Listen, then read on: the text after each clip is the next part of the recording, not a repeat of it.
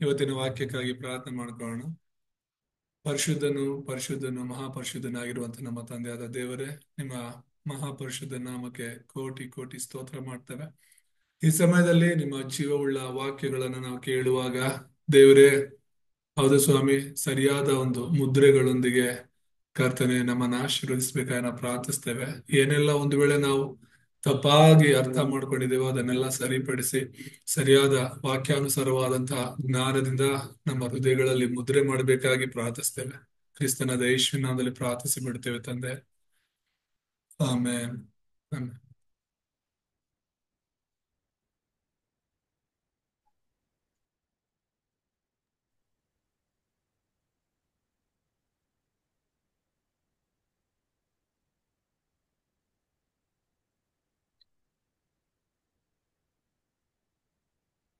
Amen. So we have our message, the Church of Jesus Christ. So, ನಾವು ಇವತ್ತಿನ ಸಂದೇಶವನ್ನ ನೋಡ್ತಾ ಇದ್ದೇವೆ, ಯೇಸು ಕ್ರಿಸ್ತನ ಸಭೆ ಎಂಬುದಾಗಿ. And last week we ended the introduction of this message, and ಕಳೆದ the end of ಕಳೆದ ವಾರ ನಾವು ಒಂದು ಪರಿಚಯವನ್ನ ಮುಗಿಸಿದ್ದೇವೆ.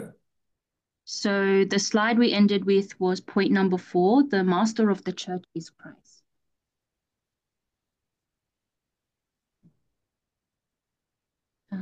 Next. ಸೊ ನಾವು ಕಳೆದ ವಾರ ನೋಡಿರುವಂತದ್ದು ಎಲ್ಲವನ್ನ ರೆಡಿ ಮಾಡಿದ್ದೆ, ಆದ್ರೆ ಸೇವ್ ಮಾಡೋದು ಮರ್ತಿದ್ದೀನಿ ಅನ್ಸುತ್ತೆ. Okay, So okay, Pastor? Yes. Yes. Okay. So the master of the church is Christ, and we read last week as well, Numbers 4:4, to be centered on the church. So ಕಳೆದ ವಾರ ನಾವು ನೋಡಿದಂತಹ ಸಂದೇಶದಲ್ಲಿ ನಾಲ್ಕನೇದಾಗಿ ನಾವು ನೋಡಿದ್ದು ಪರಿಚಯದಲ್ಲಿ ಸಭೆಯ ಯಜಮಾನ ಅದು ಕ್ರಿಸ್ತನ ಆಗಿರಬೇಕು ಎಂಬುದಾಗಿ. So in Numbers 2:2, let's just confirm one more time, Numbers 2:2. ನಾವು ಇನ್ನೊಂದ್ಸಲಿ ವಿಮೋಚನ ಕಾಂಡ 2:2 ಓದೋಣ. Numbers 2:2. Yes, Numbers chapter 2, verse 2. Aranya Kanda 2:2 ಒಂದ್ಸಲಿ ಓದ್ಕೊಳ್ಳೋಣ.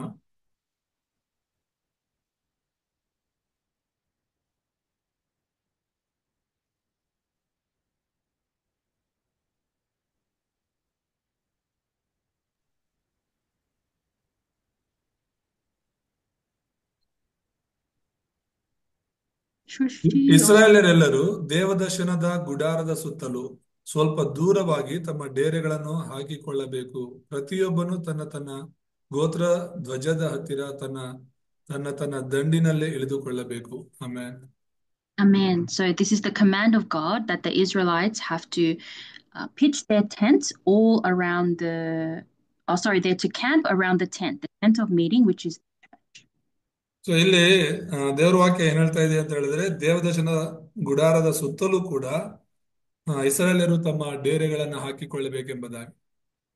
So in the meaning of Numbers 2:2 is we have to have the life centered on the church. It's not just church that we go to religiously, but our entire life is centered around the church system.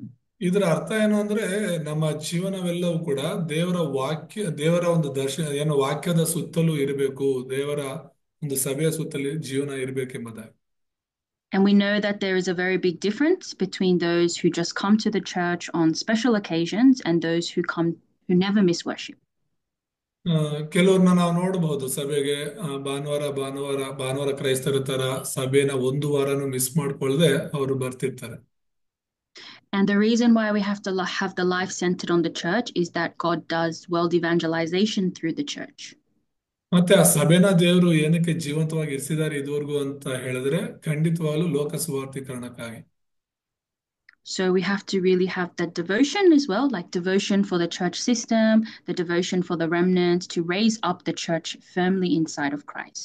ಹಾಗಾಗಿ ಆ ಸಭೆಯಲ್ಲಿ ನಾವು ಸರಿಯಾದ ಆರಾಧನೆ ಹೊಂದಿರಬೇಕು, ಮತ್ತೆ ನಾವು ಏನು ಯೌವನಸ್ಥರನ್ನ ಮತ್ತೆ ಉಳಿದವರನ್ನ ಬೆಳೆಸಲಿಕ್ಕೆ ಪ್ರಯತ್ನ ಮಾಡಬೇಕು.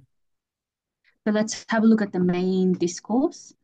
ನಾವು ಮುಖ್ಯ ಸಂದೇಶವನ್ನ ನೋಡೋಣ. So it says that when we receive Jesus, we become a child of God and a member of the church, that is the body of Christ.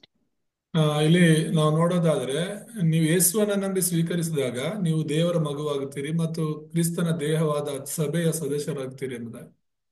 And God wants us to mature spiritually through the church and to build up the church, raise the church firmly. ಮತ್ತು ವಿಶ್ವಾಸಿಗಳ ಒಂದು ಸಮುದಾಯದ ಸದಸ್ಯರಾಗಿ ನಿಮ್ಮ ಆತ್ಮಿಕ ಜೀವನದಲ್ಲಿ ಪ್ರಬುದ್ಧರಾಗಬೇಕೆಂದು ಮತ್ತು ಕ್ರಿಸ್ತನ ದೇಹವನ್ನು ಕಟ್ಟಬೇಕೆಂದು ದೇವರು ಬಯಸ್ತಾನೆ. So number one, there is a meaning of the church, and originally the church wasn't referring to a building or organization, but the people who are gathering inside the church. ಇಲ್ಲಿ ಸಭೆಯ ಅರ್ಥವನ್ನ ನೋಡ್ಕೊಳ್ಳೋಣ. ಮೊದಲನೇ ಮೈನ್ ಪಾಯಿಂಟ್ ಅಲ್ಲಿ ಸಭೆಯ ಅರ್ಥ ಏನು ಅಂತ ಹೇಳಿದ್ರೆ, ಮೂಲತಃ ಸಭೆ ಅಂದ್ರೆ ಅದು ಒಂದು ಕಟ್ಟಡ ಅಥವಾ ಸಂಘಟನೆಯನ್ನ ಉಲ್ಲೇಖಿಸಲ್ಲ, ಆದ್ರೆ ದೇವರ ಆಯ್ಕೆ ಮಾಡಿದ ಜನರ ಸಭೆಯನ್ನು ಉಲ್ಲೇಖಿಸುತ್ತೆ. So anywhere we gather can be a church. During our India missions, we went to that very small church, the little one in the tin shed past the Sati Raja's church. So ಈಗ ನಾವ್ ಎಲ್ಲಿ ಕೂಡಿ ಬರ್ತೀವೋ ಅದು ಸಭೆ ಆಗಿರುತ್ತೆ. ನಾವು ಕೂಡುವಂತ ಸ್ಥಳನೇ ಸಭೆ. ಈಗ ನಾವು ಇಂಡಿಯಾಗೆ ಸೇವೆಗಾಗಿ ಬಂದಾಗಲೂ ಕೂಡ ಪಾಸ್ಟರ್ ಸತ್ಯರಾಜ್ ಅವರ ಸಭೆಗೆ ಹೋಗಿದ್ವಿ. ಅದು ತುಂಬಾ ಒಂದು ಚಿಕ್ಕ ಒಂದು ಸಭೆ, ಆದ್ರೆ ಅಲ್ಲಿ ನಾವು ಸಭೆ ಕೂಡಿದ್ವಿ, ಅದು ಕೂಡ ಸಭೆ. So that is absolutely a church because it is the gathering of the people that want to hear the message of Christ. ಅದು ಸಭೆನೇ. ಯಾಕಂದ್ರೆ ದೇವರು ಆರಿಸಿಕೊಂಡಂತ ಜನರು ಅಲ್ಲಿ ದೇವರ ವಾಕ್ಯವನ್ನ ಕೇಳೋದಕ್ಕಾಗಿ ಕೂಡಿ ಬರುವಂತ ಸ್ಥಳವಾಗಿತ್ತು. So whoever gathers together, they are the church of Jesus Christ. And let's read Matthew 16:18.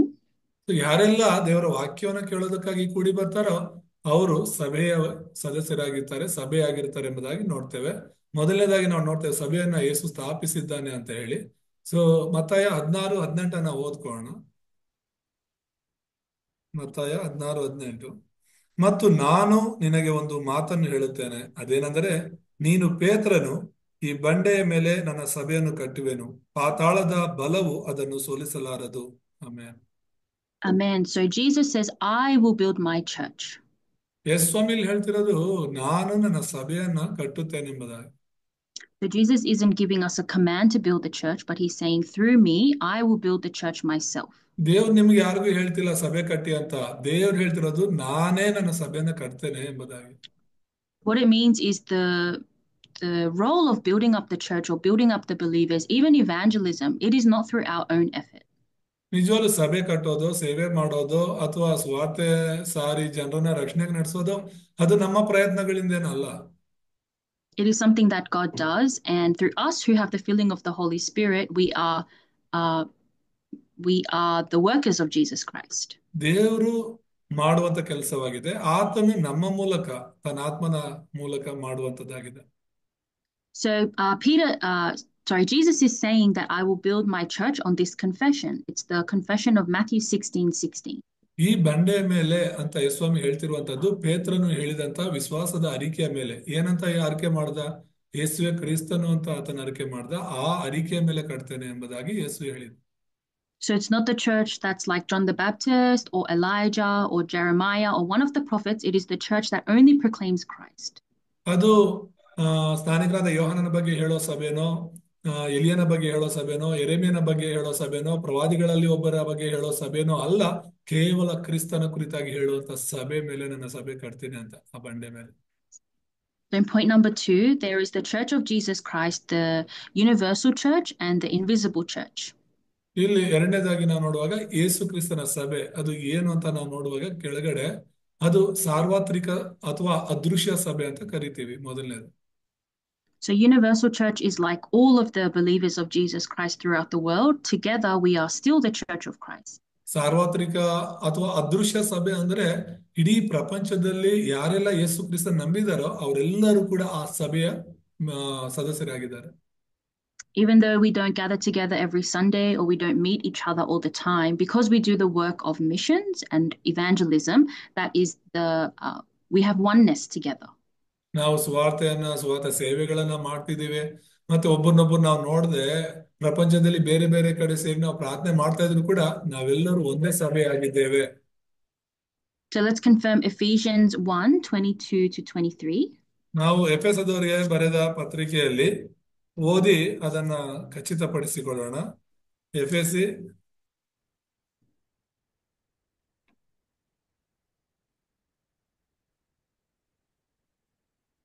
ಒಂದನೇ ಅಧ್ಯಾಯ 22, 23 ಓದ್ಕೊಳ್ಳೋಣ. ಆತನು ಸಮಸ್ತವನ್ನು ಕ್ರಿಸ್ತನ ಪಾದಗಳ ಕೆಳಗೆ ಹಾಕಿದನು. ಇದಲ್ಲದೆ ಆತನನ್ನು ಎಲ್ಲಾದರ ಮೇಲೆ ಇರಿಸಿ ಸಭೆಗೆ ಶಿರಸ್ಸಾಗಿ ನೇಮಿಸಿದನು. ಸಭೆಯು ಆತನ ದೇಹವಾಗಿದೆ. ಎಲ್ಲವನ್ನೂ ಎಲ್ಲಾ ಸಂಬಂಧದಲ್ಲಿ ವ್ಯಾಪಿಸುವ ಆತನಿಂದ ಅದು ಪರಿಪೂರ್ಣತೆಯುಳ್ಳದ್ದಾಗಿದೆ. ಆಮೇನ್. Amen. So God placed everything under the feet of Christ and appointed him head over everything. ಇಲ್ಲಿ 22ರಲ್ಲಿ ನಾವು ನೋಡಿದ್ದು ಆತನು ಸಮಸ್ತವನ್ನು ಕ್ರಿಸ್ತನ ಪಾದ ಕೆಳಗೆ ಹಾಕಿದ್ದಾನೆ ಅಂತ, ಮತ್ತು ಎಲ್ಲದರ ಮೇಲೆ ಆತನನ್ನ ಶಿರಸ್ಸಾಗಿ ನೇಮಿಸಿದ್ದಾನೆ ಅಂತ. And it says that the church is the body of Christ and we fulfill the work of Christ. 23ರಲ್ಲಿ ಹೇಳುತ್ತೆ ಸಭೆಯು ಆತನ ದೇಹವಾಗಿದೆ ಅಂತ ಹೇಳಿ, ಮತ್ತು ಅದರಲ್ಲಿ ನಡೆಯುವಂತದ್ದೆಲ್ಲವೂ ಕೂಡ ಆತನ ಸಂಬಂಧವಾಗಿದೆ ಎಂಬುದಾಗಿ. So there is also the local church. So that's the gathering of the believers in the local church according to your region. ಒಂದನೇದು ನಾವು ನೋಡಿದ್ದು ಸಾರ್ವತ್ರಿಕ ಸಭೆ ಅಂತ, ಎರಡನೇದಾಗಿ ಸ್ಥಳೀಯ ಸಭೆ ಅಂತ ನಾವು ನೋಡ್ತೀವಿ. ಅದೇನಂದ್ರೆ ಗೊತ್ತುಪಡಿಸಿದಂತ ಒಂದು ಪ್ರದೇಶದಲ್ಲಿ ವಿಶ್ವಾಸಿಗಳು ಕೂಡಿ ಬರುವಂತದ್ದು.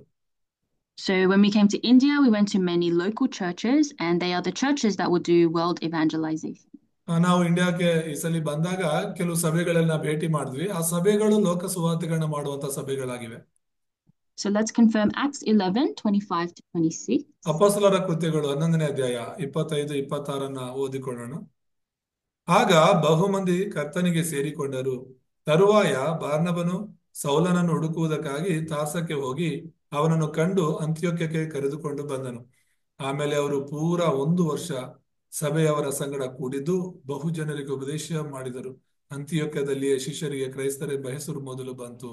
ಆಮೇಲೆ Amen. So this is the Antioch church, and they were first called Christians at Antioch. So ಇದು ಅಂತ್ಯೋಕ್ಯ ಸಭೆ. ಅಲ್ಲೇ ಮೊದಲನೇದಾಗಿ ವಿಶ್ವಾಸಿಗಳನ್ನ ಕ್ರೈಸ್ತರು ಅಂತ ಕರೆದಿದ್ದು.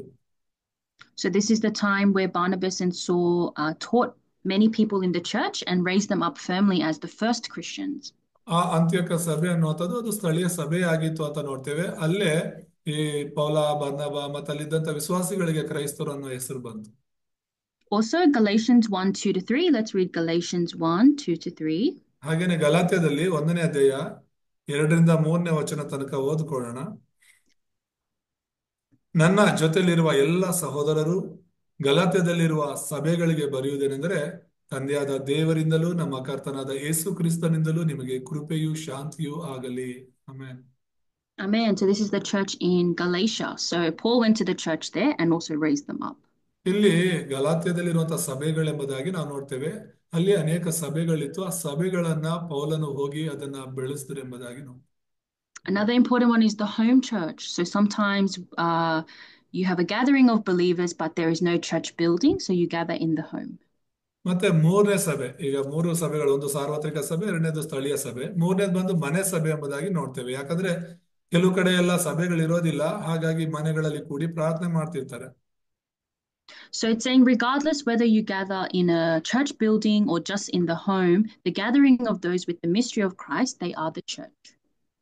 ನಿಮಗೆ ಸಭೆಯ ಕಟ್ಟಡ ಇದೆಯಾ ಇಲ್ವಾ ಅನ್ನೋದಲ್ಲ ಮುಖ್ಯ, ಆದ್ರೆ ಈ ಒಂದು ಕ್ರಿಸ್ತನ ವಿಶ್ವಾಸಿಗಳು ಒಟ್ಟಾಗಿ ಕೂಡಿ ಬಂದು ಆತನ ಆರಾಧನೆ ಮಾಡುವಂತದ್ದೇ ನಿಜವಾದ ಸಭೆ ಆಗಿದೆ.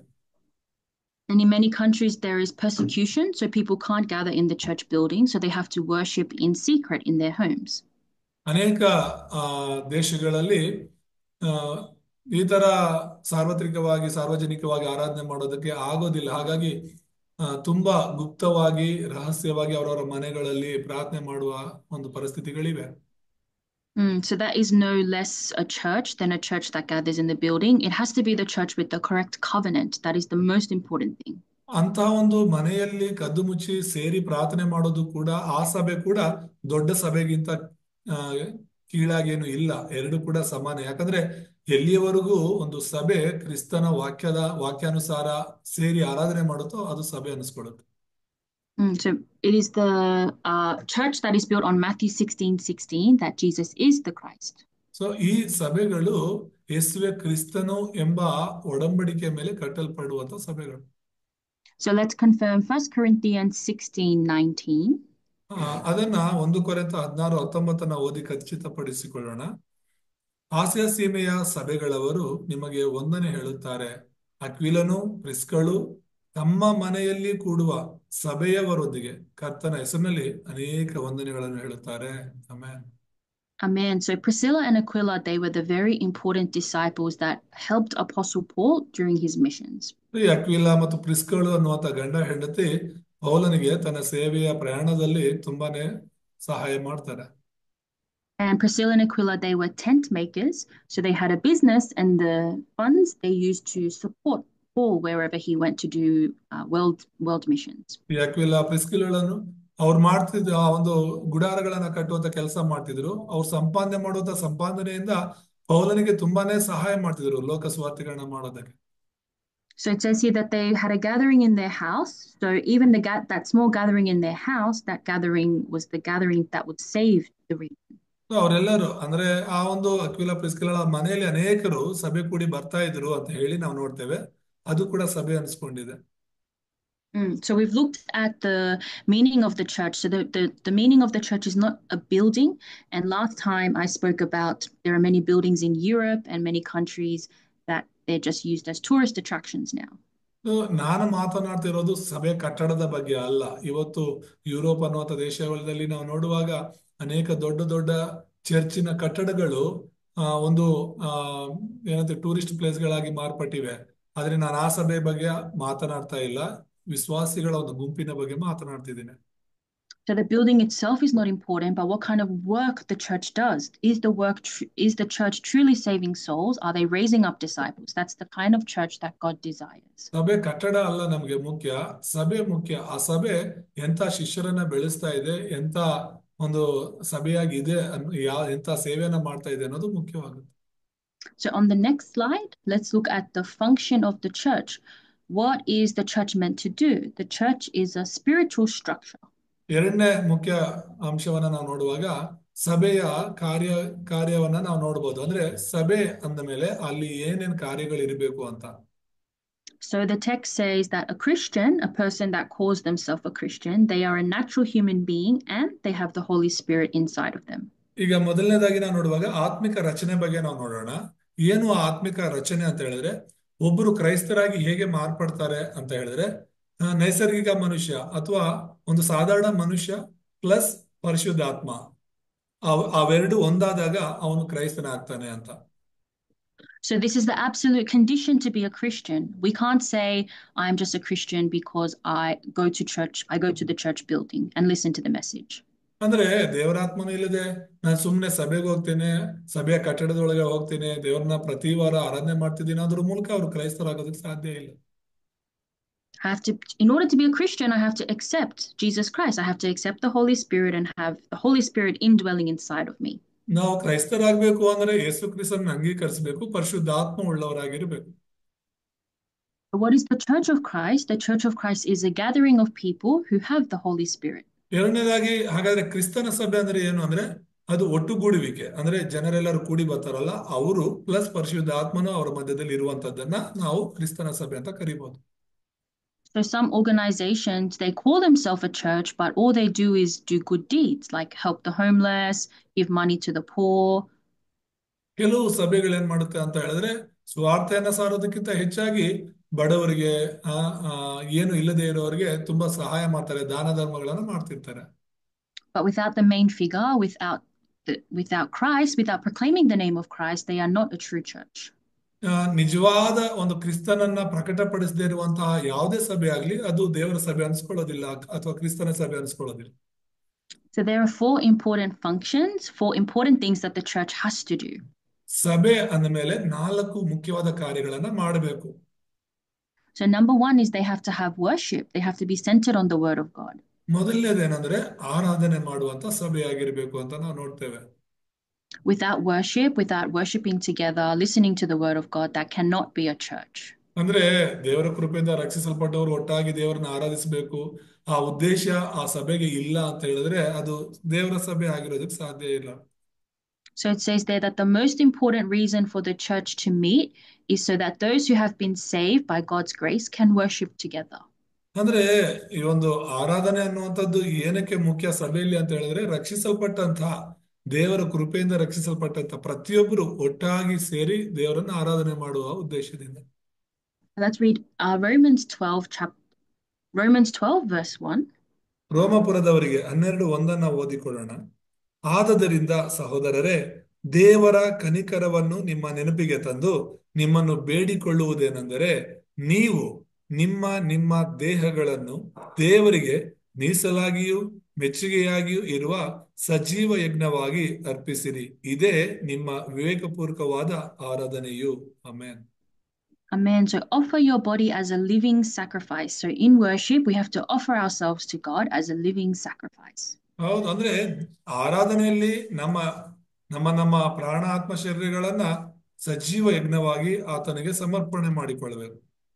So this is the true and proper worship. So remnants have to have this type of attitude when they give worship. ಇದೇ ನಿಜವಾದ ಒಂದು ಆರಾಧನೆ, ಒಂದು ಕ್ರಮ ಮತ್ತು ಒಂದು ನಡತೆ. If we go to worship and we're lying down or slouching over or looking at our phone, not listening to the pastor, that is not the correct way to give worship. ಸಭೆಗೆ ಹೋಗಿ ಅಲ್ಲಿ ಇಲ್ಲಿ ನೋಡ್ಕೊಂಡು ಅವ್ರಿವ್ರನ್ನ ನೋಡ್ಕೊಂಡು ಇಲ್ಲ phone ನೋಡ್ಕೊಂಡು ಕೂತ್ಕೊಳ್ಳುವಂಥದ್ದು ಅದು ನಿಜವಾದ ಆರಾಧನೆ ಆಗಲ್ಲ. Because God says that the way to give worship to Him that is pleasing is the way that we offer ourselves. Offer everything means give 100% of our attention inside of worship.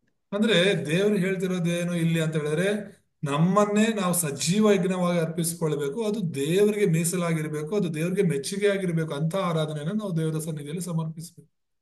So some of us, we might have some problem, spiritual problem, that prevents us from giving worship. My problem was that I was always sleepy. ಕೆಲವ್ರಿಗೆ ಅಂದ್ರೆ ಒಬ್ಬೊಬ್ರಿಗೆ ಒಂದೊಂದು ರೀತಿಯಾದಂತಹ ಆತ್ಮಿಕ ಸಮಸ್ಯೆಗಳು ಇರಬಹುದು. ಅದು ತಡೆಯಾಗಿರುತ್ತೆ ನಮ್ಗೆ ದೇವ್ರಿಗೆ ಸರಿಯಾದ ಆರಾಧನೆ ಮಾಡೋದಕ್ಕೆ. ನನಗೊಂದು ಸಮಸ್ಯೆ ಇತ್ತು ಮೊದಲು. ಅದೇನಂದ್ರೆ ಸಭೆಗೆ ಹೋದ್ರೆ ನನಗೆ ನಿದ್ದೆ ಬರ್ತಿತ್ತು. So in the beginning stages, when I was still new in my faith, sometimes when the message starts, my eyes would start to close. ಒಂದು ಸಭೆಯಲ್ಲಿ ಪ್ರಾರಂಭದ ದಿನಗಳಲ್ಲಿ, ಈ ಸತ್ಯ ಸುವಾರ್ತೆಯ ಪ್ರಾರಂಭದ ದಿನಗಳಲ್ಲಿ ನಾನು ಸಭೆಗೆ ಹೋಗಿ ದೇವರ ವಾಕ್ಯವನ್ನ ಕೇಳೋದು ಪ್ರಾರಂಭವಾಗುವ ಸಮಯದಲ್ಲೇ ನನಗೆ ನಿದ್ದೆ ಬರೋಕ್ಕೆ ಪ್ರಾರಂಭವಾಗ್ತಿತ್ತು. And when the message is finished, when it's prayer time, I'm awake. Somehow I have energy again. ಮತ್ತೆ ಯಾವಾಗ ಮೆಸೇಜ್ ಮುಗಿಯುತ್ತೋ ತಕ್ಷಣನೇ ನನಗೇನೋ ಒಂದು ಹೊಸ ಬಲ ಬಂದಂಗಾಗಿ ನನ್ನ ಕಣ್ಣುಗಳು ತೆರೆಯಲ್ಪಡ್ತಾ ಇತ್ತು. And this went on for a long time, and I realized that this is actually a spiritual problem. It's not because I'm tired, but there is darkness oppressing me. ನನಗೆ ಹೋಗ್ತಾ ಹೋಗ್ತಾ ಗೊತ್ತಾಗಿದ್ದು, ತುಂಬಾ ದಿನಗಳು ಈ ತರ ನಡೀತಾ ಇತ್ತು. ಆಮೇಲೆ ನನಗೆ ಗೊತ್ತಾಗ್ತಿದ್ದು, ಇದು ನಾನೇನೋ ತುಂಬಾ ಕೆಲಸ ಮಾಡಿ ಟಯರ್ಡ್ ಆಗಿ ಈ ತರ ಆಗ್ತಿಲ್ಲ ನನಗೆ. ಇದು ಒಂದೇನು ವಾಕ್ಯ ನಾನು ಕೇಳಬಾರ್ದು ಅಂತ ಹೇಳ್ಬಿಟ್ಟು ಒಂದು ಅಂಧಕಾರ ನನ್ನನ್ನು ಆವರಿಸ್ಕೊಳ್ತಿದೆ ಅಂತ ತಿಳ್ಕೊಂಡೆ. And so I started to pray. I started to have my own method that I would have coffee before worship so I can stay awake, or method of slapping myself, hitting myself so I can stay awake during the message. ಅದಕ್ಕೆ ಪ್ರಾರಂಭದಲ್ಲಿ ನಾನೇನ್ ಮಾಡ್ತಾ ಇದ್ದೆ, ನಾನು ವಾಕ್ಯವನ್ನು ಕೇಳಬೇಕು ಅನ್ನೋದ ಉದ್ದೇಶದಿಂದ ಆರಾಧನೆಗೆ ಹೋಗೋದಕ್ಕೆ ಮುಂಚೆ ಕಾಫಿ ಕುಡ್ಕೊಳ್ತಾ ಇದ್ದೆ. ಕಾಫಿ ಕುಡ್ಕೊಂಡ್ರೆ ನನಗೆ ನಿದ್ದೆ ಬರಲ್ಲ ಅಂತ. ಎರಡನೇದಾಗಿ ವಾಕ್ಯ ಕೇಳುವಾಗ ನನಗೇನಾದ್ರೂ ತೂಕಡಿಕೆ ಬಂದ್ರೆ ನನ್ನನ್ನು ನಾನು ಹೊಡ್ಕೊಳ್ಳೋದು ಗಿಂಡ್ಕೊಳ್ಳೋದು ಮಾಡ್ಕೊಳ್ತಿದ್ದೆ.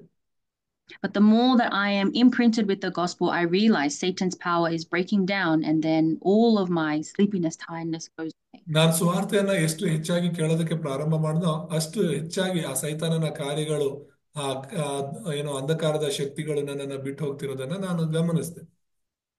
So especially for the remnants, if you know yourself, if you know that there's someone that you always like to talk to during worship, then you have to be away from them. You have to actively do something so that you can have success in worship.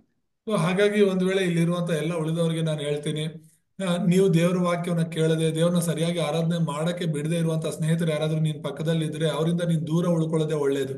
ಯಾಕಂದ್ರೆ ನೀನ್ ಸಭೆಗೆ ಹೋಗೋದು ದೇವ್ರಿಗೆ ಆರಾಧನೆ ಮಾಡೋದಕ್ಕೆ.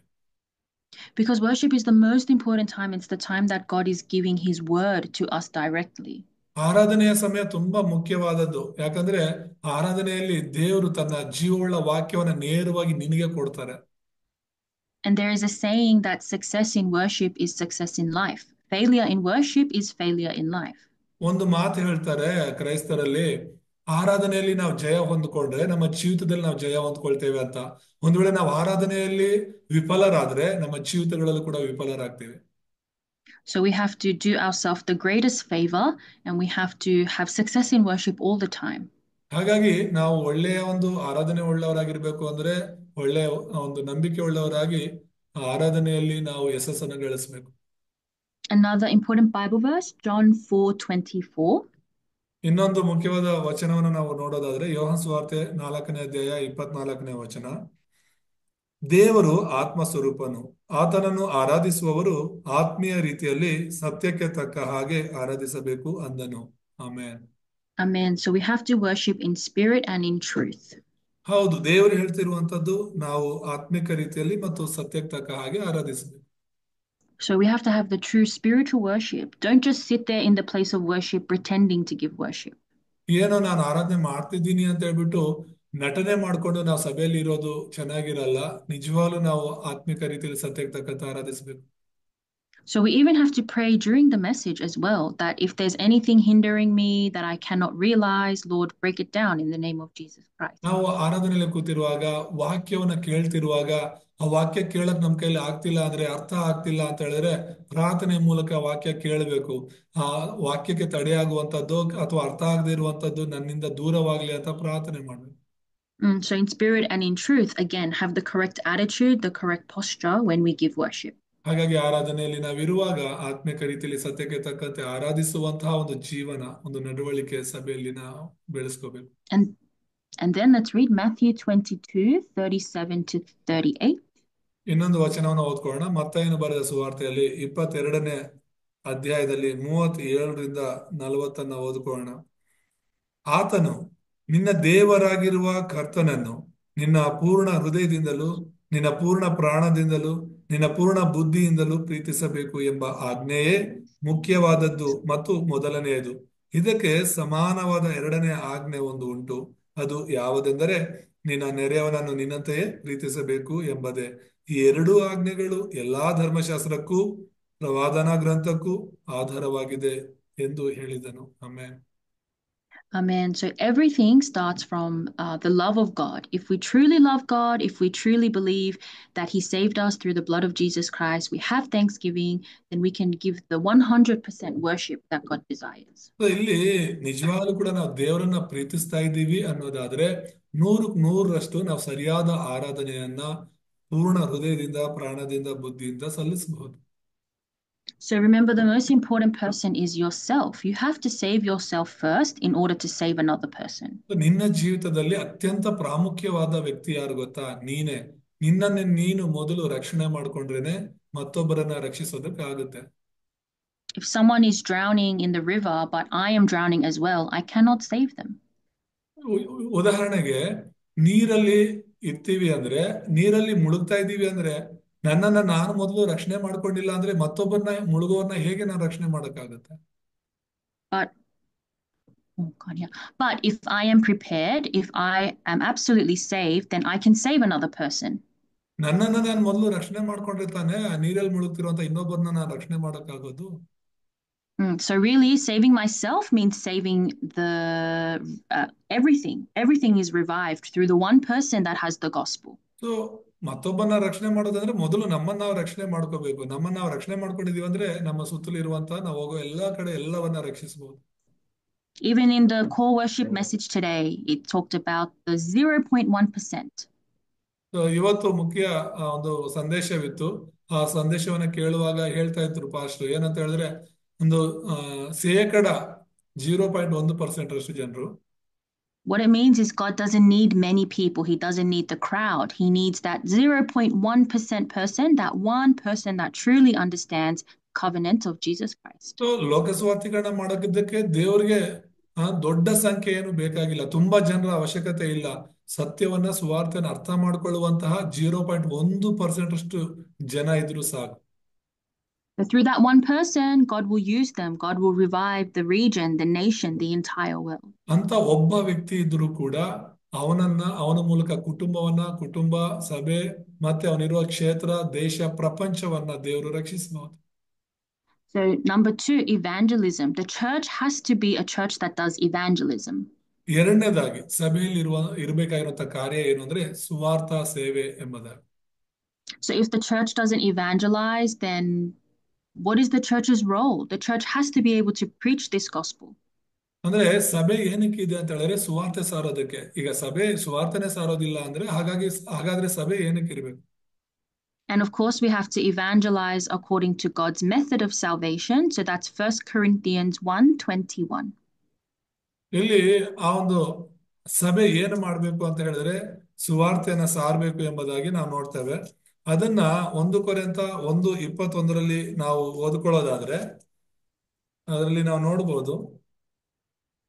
1:21 ಹೇಗೆಂದರೆ ಲೋಕವು ಜ್ಞಾನವೆನಿಸುವ ಮಾರ್ಗದಿಂದ ದೇವರನ್ನು ತಿಳುಕೊಳ್ಳದೆ ಹೋದದ್ದು ದೇವರ ಜ್ಞಾನದ ಸಂಕಲ್ಪವೇ.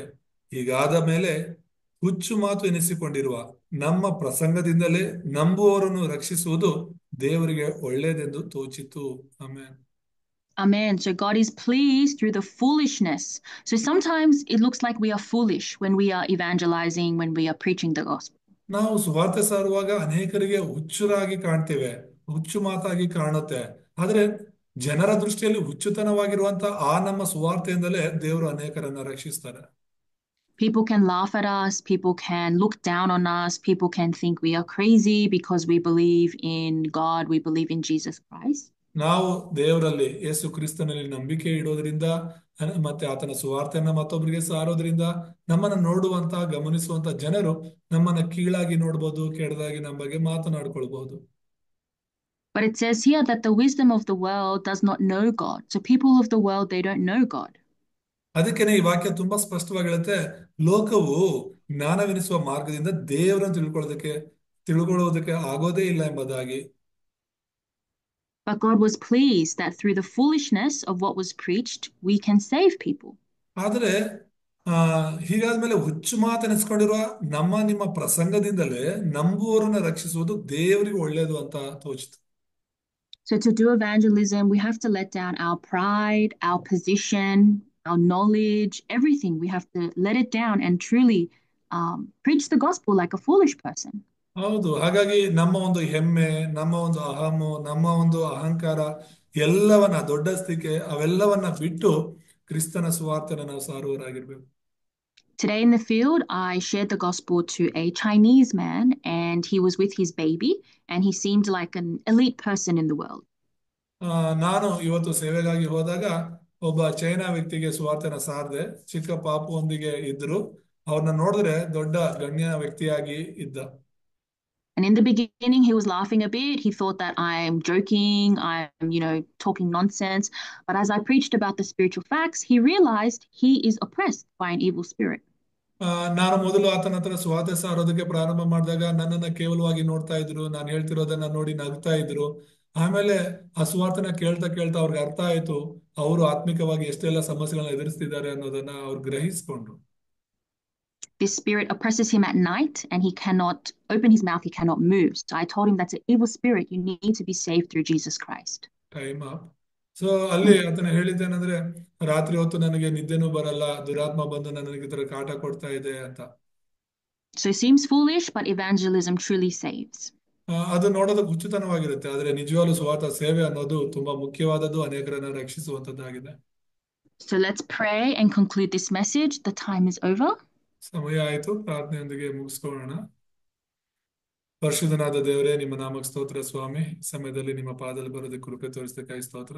ಇಲ್ಲಿ ಜಾಯಿನಾದ ಎಲ್ಲ ನಿನ್ನ ಮಕ್ಕಳನ್ನ ಆಶೀರ್ವದಿಸಿರಿ. ನಿಜವಾದ ಸಭೆಯ ಬಗ್ಗೆ ನಾವೆಲ್ಲರೂ ಅರ್ಥ ಮಾಡಿಕೊಂಡು ಆ ಸಭೆಗೋಸ್ಕರ ಜೀವಿಸಲು, ಸಭೆಯ ಮೂಲಕ ನಾವು ಮಾಡ್ಬೇಕಾದಂತ ಕಾರ್ಯಗಳನ್ನ ಮಾಡಲು ನಿಮ್ಮ ಆತ್ಮನಿಂದ ನಡೆಸಿರಿ. ಕ್ರಿಸ್ತನಾದ ಯೇಸುವಿನ ಪ್ರಾರ್ಥಿಸ್ತೇನೆ ತಂದೆ, ಆಮೇನ್.